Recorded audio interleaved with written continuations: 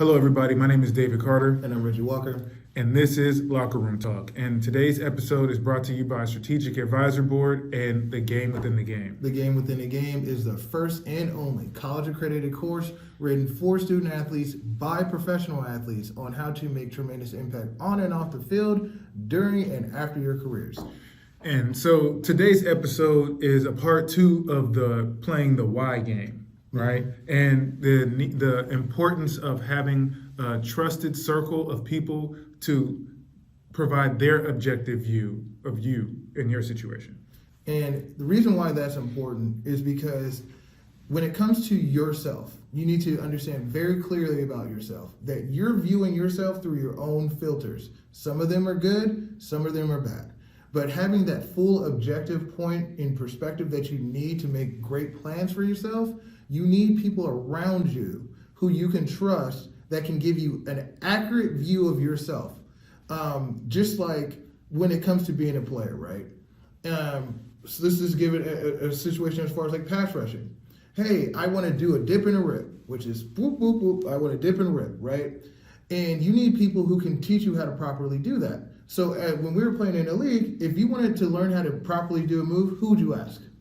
Shit, my coach or a veteran who's a few years ahead of me, and I would take some information from them. So let me ask you a question. Who did you not ask? Someone who did not have the information I needed. Would you ask your parents for this information? No. Would you ask somebody in a different position? No.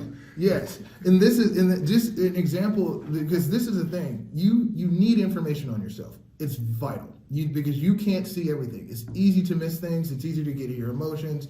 It's easy to be caught up in something. It's easy to be short-sighted or put the blinders on when it comes to yourself and what you're actually capable of, your own strengths and weaknesses, the things that you're actually bringing to the table. So you need people who you can trust. That's a key thing. Trust, but also are a valuable resource for you to go to. They have the information that you need, right? Like heat the source. If someone is giving you some criticism, constructive criticism is good, but is their information any good? Do they know what they're talking about? And that's something that you have to take into consideration. Is this somebody I should be listening to? Is this someone I should be listening to? Because you need information on yourself, and you have to be able to hear it.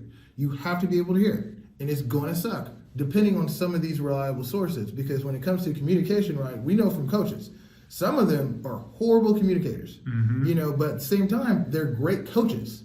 And the thing is, what you need to do is you need to just be able to look at the information objectively. And you have to do that with taking your own emotions out of it, because you need information. You're on a timeline.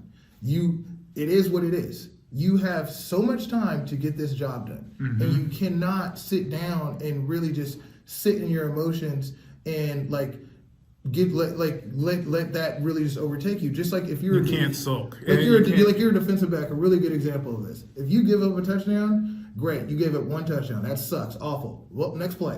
One and done. That's what we call it. One and done. Let it go. Let that go and keep it moving. What did I do wrong? Let me get the information so I don't do it again. Because you still have a whole game that needs to be played, that you need to win. And you're going to make mistakes, but you have to be able to hear them. You have to be able to hear them, and that's why it's important to have this trusted circle. And then we're going to need to do another episode on mentors, right? Because that's what's a very important key to your success. A coach is considered a mentor, a good coach, right? A good coach is considered a mentor, and you need all of that. You need that information in any way that you can, and you need to learn how to pick a quality mentor. So we'll make that an episode 100%. Next time. So key takeaway from this, what we want you to do, pull your journal out. What we want you to do is, who are some reliable people that I need to surround myself, or do I have around me that can give me an objective view of myself as a player and as a person? And I think we'll end there. So if you like the content, please like, comment, and subscribe. If you want to check out our course or get more content from us, please click the link in the description below. Until next time, peace.